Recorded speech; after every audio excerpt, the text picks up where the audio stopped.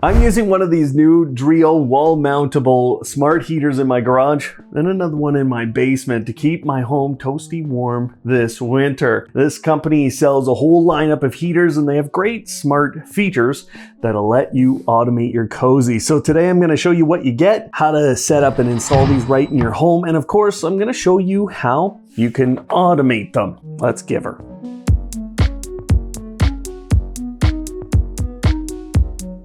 Hello Automators, thanks for tuning in again. I'm Brian from Automate Your Life, and my goal on the channel is to save you time and money on your journey to live smarter. Special thanks to the folks over at DREO who sponsored today's video by sending us these heaters.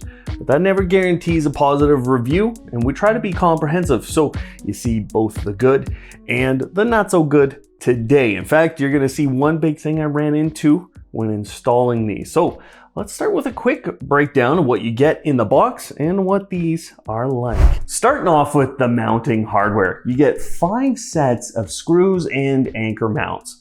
These are substantial, and actually they give you a weight rating of 300 pounds. You also get these little foot mounts that go on the bottom of your unit. Then there's this little remote. Now it's an infrared remote with all the basic controls of the unit. Works all the way across my 20-foot garage, and I'll show you later how you can use the fact that this is IR to further automate it with some other smart gear you probably already have.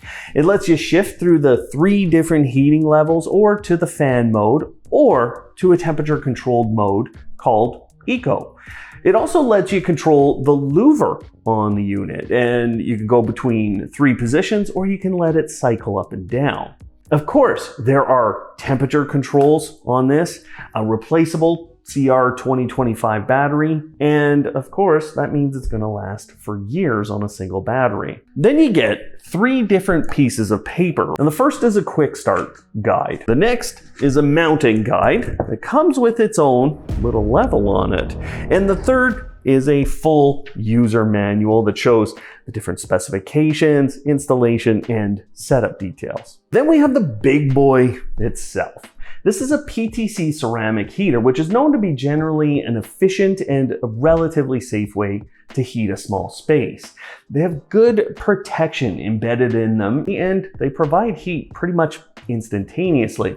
You'll feel it coming out of the unit within a few seconds. These are wall mountable, and both of them can sit directly against your wall because they have these little foot pads in the back that hold the unit just a little bit off the wall. The heater also has a temperature sensor on the underside. This allows DREO's heater to fully temperature control your space without you even needing to connect it to Wi-Fi.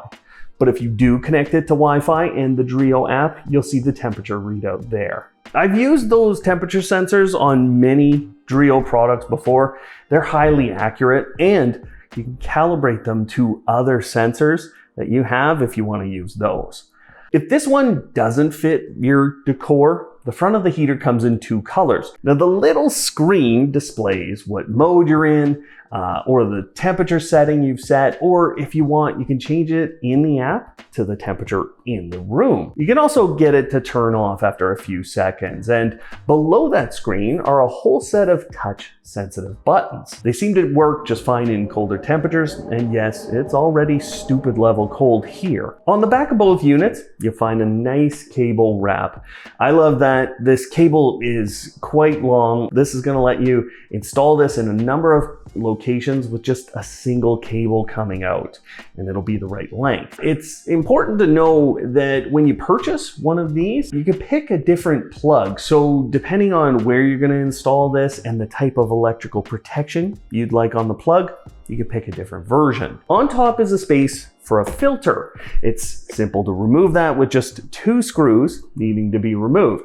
Then you can clean that out, wash it up, and it's not something you have to replace. But let's talk about what I like with these units and the performance that we saw with them. I ran these both through a number of tests, and a few things stood out to me as being really great and a few not so great. But from a safety perspective, these are really well designed. Just wall mounting them will keep the heaters away from the little fingers of children. It's pretty hard, even if you stick your fingers in the louver, to get to something that is gonna burn you. Those components do get hot, but you get a couple of seconds before it hurts, and everything else on the heater stays cool to the touch. Of course, make sure you follow the guidelines for distances around the unit, but there's nothing to worry out the back, as DREO has given themselves those little pads that keep the unit slightly off the wall. They've also added a 5VA flammability rating, child lock features, overheat protection, and the mount ratings keep this from coming off the wall, so everything's pretty safe. Now, I always run fans and heaters through some tests around wind speed, noise, and power, and this is to find out how well balanced a unit is and how efficient it is. The fan-only mode barely uses any power, and what you'll notice is that whether I'm using H1, H2, or H3 heating modes, the noise isn't going up any. I like that I don't hear any weird humming or strange heater noises coming from these. The only sound is that fan, and it's at a single speed, so there's no control there, but that fan produces a wind speed of about 350 feet per minute. That noise level is really low versus some other heaters I've had. 45 to 50 decibels at 2 feet away is wildly quiet, so I have no concerns putting this anywhere in my home from a noise perspective. Power usage is about what we would expect from a 1500 watt heater. And actually, I find it a little bit on the low side. Most heaters I've tested that say they're 1500 watts push more up against that limit. Now, when you're using eco mode, which means you're setting a temperature to heat the room to, I find that the heater uses the H3 level of heating. So it's usually at full power, but when it reaches that temperature, the unit instantly cools down and stops heating the space. In that moment, it's using just a single watt of power to monitor the space and stay connected to Wi-Fi. So that becomes an incredibly efficient way to heat your space. That is, as long as your heater can heat up the space it's in. So let's talk about that. Can you use it in a big garage like that? The smaller rooms I've tested this in, it'll heat up those small spaces really quickly. But my garage is not insulated. It's 20 by 20 feet, and we've added overhead storage space.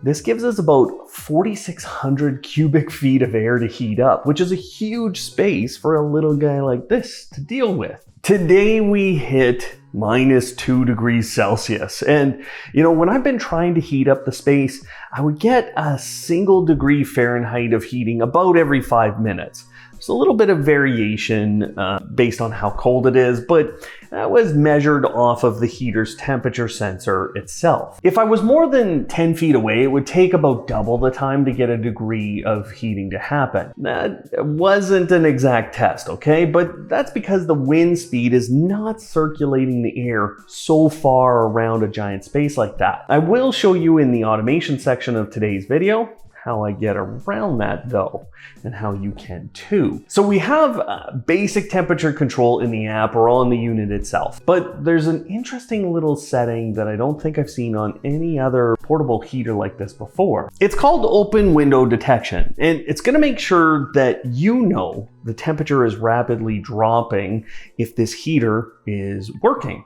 That could be useful for some people just to know if they've left a window open, or in my case, the whole garage. We haven't talked a lot about the 517S here. And this is the less expensive heater, but I'm gonna show you with both of these heaters that open window detection and how that works. The one thing that's really different about this one and why it's a little bit less expensive is this manual louver down here, okay? This is IP24. It's a PTC ceramic heater. It kind of naturally protects itself from overheating.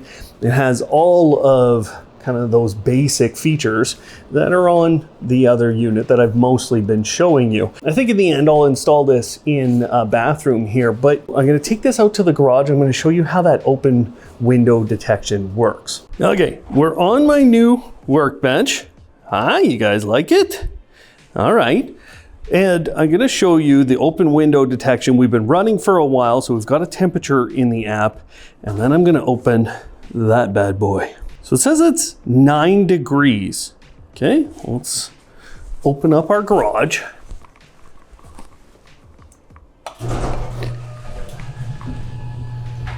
And now we're going to wait for this to go. It's on full heat. And let's see when we get our notification. Here's how open window detection works. In the last about 10 minutes, it's dropped 4 to 5 degrees Celsius in here. And the way the notification works, you have to make sure that you've turned it on here inside of the unit settings, but then you get a push notification from the app if the temperature drops by over 10 degrees Fahrenheit within 20 minutes. Now you can see this notification inside of the message center. So there it is. You get this inside of the application or as a push notification. I've reviewed a number of products from DREO, and I do want to comment on a few things I see consistently with them. The app's very easy to use, and the connectivity to Amazon and Google is always good. They don't have a lot of other connectivity options, but I have used things like Homebridge in the past to bring their products into other systems. I'm pretty sure they're working on some of those extra connectivity options, and I would like to see Matter show up on one of their products soon. From an overall product quality standpoint, I've been so impressed with product after product of theirs, and I think they do small appliances really well. Their fans are always fan favorites, and they're putting that kind of technology in all of their units, including this one. They also make simple designs that look nice in a modern space, or at least I think they do. I've never had one of their products fail on me, and I don't get a lot of comments from people who are concerned about some quality issue. It's mostly just people don't know this brand really well, and I think you can safely give them an opportunity, and I think you'll be pleasantly surprised. But does a smart space heater even make sense? Electricity costs are pretty high in North America today, or at least I'm finding that. And, you know, if we're talking about using an electric space heater, we have to understand what we're getting into. Let me give you some math, okay? The average heating bill in my area is about $200 a month, or $2,400 a year.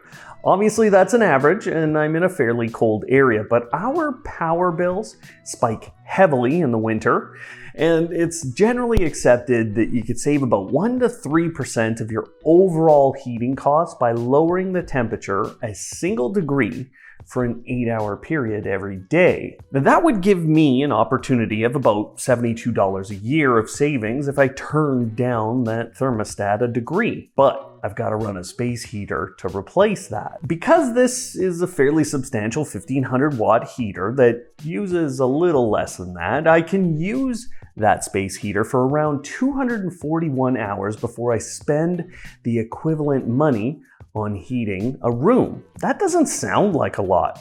But remember, I just told you that I was getting about 1 degree of heating every 5 minutes in a very large space. So to bring back that 1 degree whenever I need it, I just spend 5 minutes of power, which gives me a lot of time to use this heater. That's about where the math is going to end here, because anything else is going to get too complicated and there's going to be too many scenarios. But in smaller spaces, if you're spending a lot of time in those, and you can bring in a safe space heater like one of these, it's gonna make sense to turn down your thermostat and use that space heater instead. Use its automated mode to maintain a temperature too. If you don't have a lot of heat loss in that room versus the rest of your home, this isn't gonna be used a lot. So you're gonna save quite a bit of money on your overall heating bills. You got to do some math for yourself from here. But the other thing I want to address is what a lot of people will say they should do instead. That is to use a regular space heater with something like a smart plug and a temperature sensor in the room. That's not a great idea either. As I've shown in the past in videos based on my past life in electrical engineering, that smart plugs are not really built for this. And that's why in a lot of cases, we see stories from people on social media where a smart plug has exploded on them or at least burnt up. These are dangerous scenarios. So from a comfort perspective, a smart heater might make a lot of sense for you. From a money perspective, it's possible to save money depending on how you live. But from a safety perspective, there's a big reason to use a unit like DREOs. For me, any bathroom makes sense because you're going to be able to heat up the room for a short period and then enjoy your shower. Garages here in Canada definitely make sense because you can take that cold edge off the garage, get your car started. I think smaller office spaces make a lot of sense with this because it's very quiet. And again, you're going to be able to lower the temperature in other parts of the home if you use something like this. But let's get to setup and install, where you're going to see that they did make a little mistake with this piece of paper and the level in it. It cost me some time and some effort, but watching this next segment will mean it won't cost you that. Before we head out and get this installed, I'm going to show you how easy it is to set it up. This will only take a few moments. Now you do have a cable wrap here. So, when we're doing the installation, we'll finalize that. But I wanted to show you that, yes, this comes out and you can get this plugged in through the bottom of the unit. So I'm just going to plug it in now. So now we're plugged in and I have full manual control and I'm just going to put it into fan mode. And you can see the louvers are moving out. It's moving up and down. So the louver does oscillate as you live with this thing. And of course, you could turn that off if you'd like. And now it moved to mid and I'm going to press it again. And now it's moving to top. So there's quite a bit of control on the panel. And of course, we get all of these readouts on the panel. So there's H3, which is the highest heating mode. There was a temperature based, and you can adjust the temperature. And you're hearing my battery backup go off now. But you can also adjust through the different heating levels. And I can feel it as soon as I get into that heating mode, how much heat comes out of this thing. There's quite a bit. You also have a timer. Once you turn on the timer, you can set it, okay, now that'll run for 5 hours, and I can also run it right out.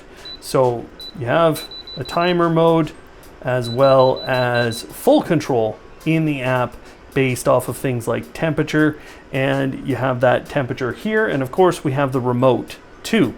So I'm just going to turn this unit off now. So this is called the DREO app, and you can just swipe to the sides for all of your different devices. You'll get, hey, you got a new firmware if you want to update it, and you can manage all of these devices pretty easily through the app.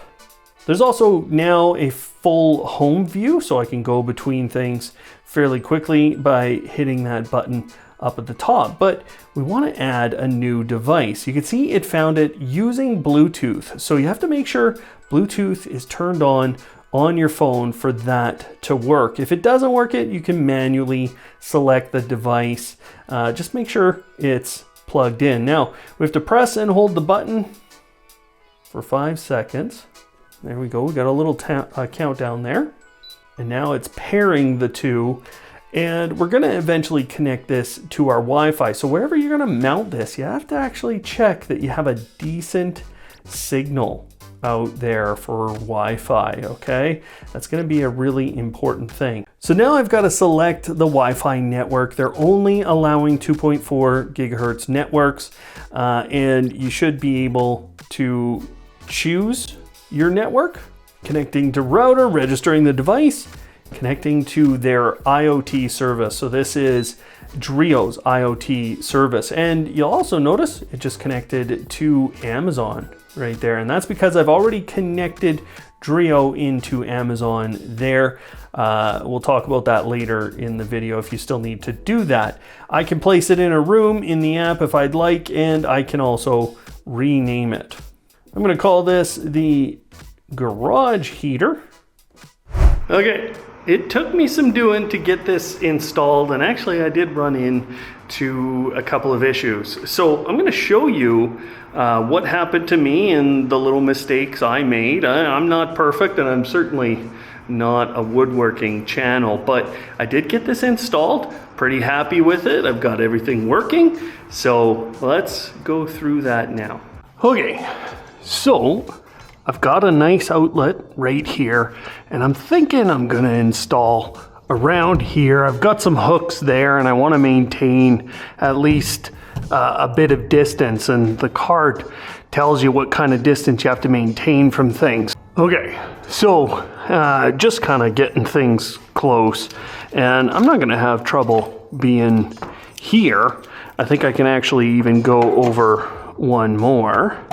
The plug does have to go that way, and I can get over here. Obviously it's a straight run. That's not what you want, so I think I'm gonna put it around here. But I do have one problem. It isn't 16 inches, or else these are not 16 inches. So I'm gonna cut a piece of wood, go across right here, and just get things lined up exactly. I'm gonna have to do the exact same thing up above where I want to mount this. So I have some measurements to do, and then we'll get this up here.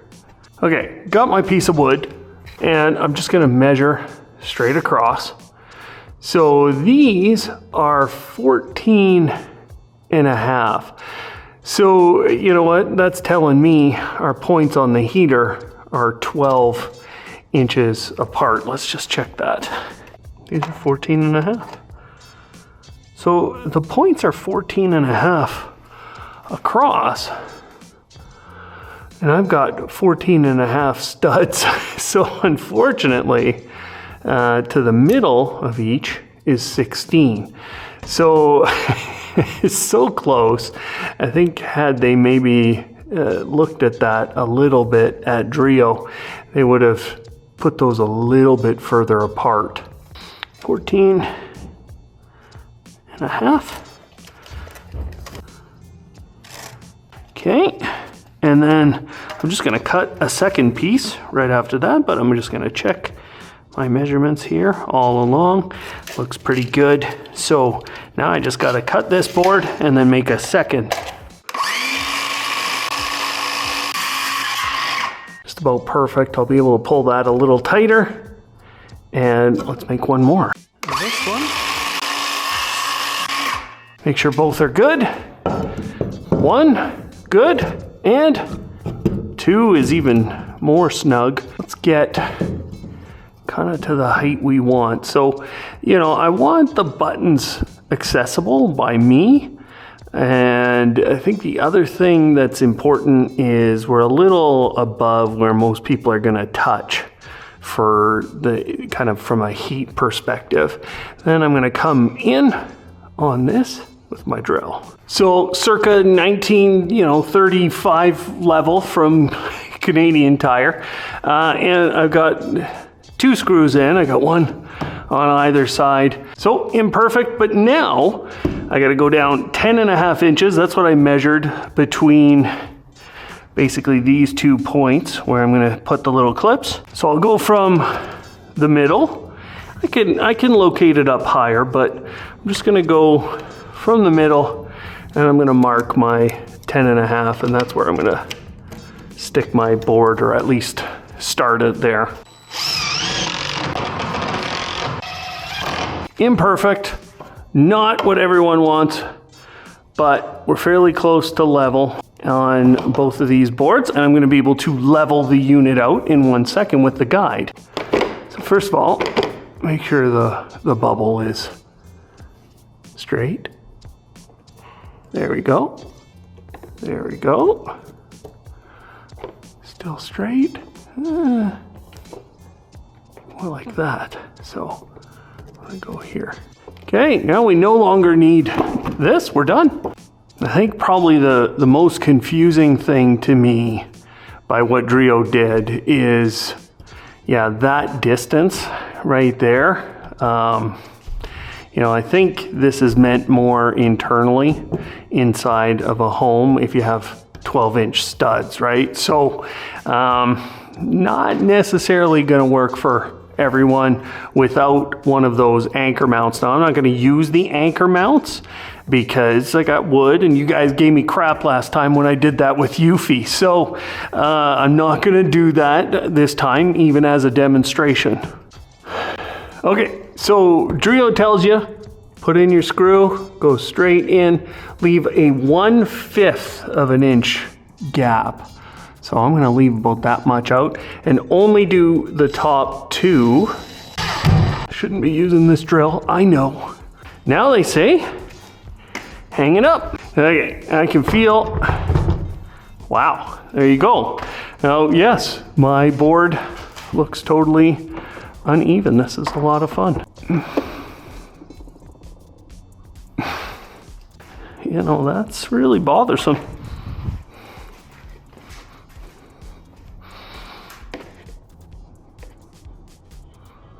Okay, now I want to tell you the paper method with that bubble, it's a nice thought, but I think what you want to do before you go screwing anything in is just check your level. Okay, so the way to do that, I think for most people, is to make the mark on the first one, just your top 2, and then check your level across that.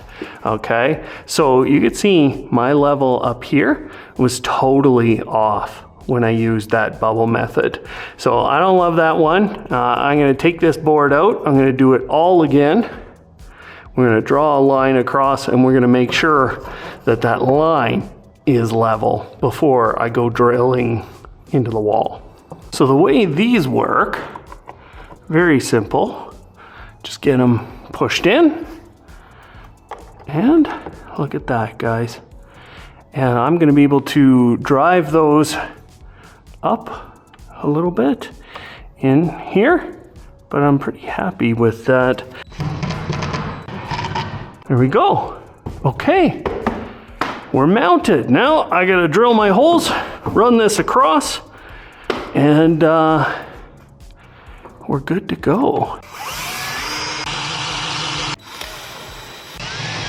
Ooh, that's a through gap. Okay, so too big of gaps, but actually not that much too big of a gap. And I didn't have the right type of bit here, but we're working, it's working. And now I'll just basically staple that right there. And now I have a pretty clean run over to my plug. I could maybe get it around that 45 in here. Just get it above freezing, I guess. And there you go. Or you can go super high up into, looks like 95. So 95 is the max that this could maintain. Overall, pretty happy with this. The installation wasn't perfect, and if you're doing this in your home, you're gonna wanna double check your work. You know, I'm able to just kind of put up boards and play around a little bit here. So that's the point of that kind of a section for you guys. But overall now, we can go make some automations with this. There's a couple that come inherent to this device. It'll kind of control on its own if you set it up right. But we also have some other automations we can make to keep things warm. The automation and integration options you have are pretty good, especially if you're a Google or Amazon user. Now, both Amazon and Google have a lot of control options for you in their apps. This means you can use voice commands or just control inside of the app to take these actions you're seeing. You can also use the heater as an action item in routines or automations within those platforms. You're not gonna find a ton of options here, but this is where I can give you some good automation ideas. Now, the first automation idea I'm gonna give you is to let eco mode handle the heating in your space. You turn that on a single time and set a temperature, and then anytime you turn on the heater in any other way, it'll drive to that temperature. You don't need to do anything more, and you don't even need Wi-Fi connectivity for that. You can also schedule the heater very easily in DREO's app, which would allow you to heat up the space at specific times. For me, I wanted the display to kind of change. I didn't want this to stand out. So I turned it off and now it'll just light up for 5 seconds. But I also put on a child lock so that nobody could use the buttons on the panel to mistakenly turn on the unit. And, just as an aside, you can turn off the panel sound. Now, if you want to control your space off a different temperature sensor, it's really easy to use Amazon's Echoes. There's a number of speakers from them that have an included temperature sensor, and so you can use that in order to turn on and off your unit. In that case, I would probably place these into H3 mode to quickly get the space heated up to the level you want, and then have a second automation that turns it off. You can also use these based off of a thermostat you have in your home. So as the temperature drops, you could use this as a supplementary heat source in an area to make sure that that area is a specific temperature. We have the notification coming in when a window is open, but I think in a lot of cases, if you have a window open in your space, then you don't want to be heating the outside world. So it makes a lot of sense to use a door sensor being opened to turn off this unit. If you're using Amazon, you might at that point want to use a statement like this that disables other routines that are based on temperature control. So once that window opens, you disable the routines that would otherwise turn on this unit, and that will help you keep from heating that squirrel that lives outside your home. Earlier I said I could feel the wind from these about 10 feet away, and this doesn't stop the air from eventually heating up your entire room if it's bigger than that, but if you want to get a little more consistency throughout your room, then you need to get the airflow going. I will say it makes a lot of sense to use a DREO fan for this, as their fans move a lot of air for not a lot of money, and they're going to work in the same ways as these units and with the same systems.